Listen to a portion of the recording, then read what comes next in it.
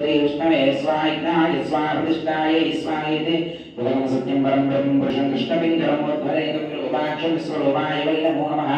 ॐ तत्पुरुषाय विद्महे महादेवाय धीमहि तन्नो रुद्रः प्रचोदयात्। कात्यायनाय विद्महे कन्याकुमारी धीमहि तन्नो दुर्गे प्रचोदयात्। ॐ श्री गंगा पार्वती समेत श्री एकांबरेश्वर स्वामिने नमः। वेदोक्त सुवर्णदेव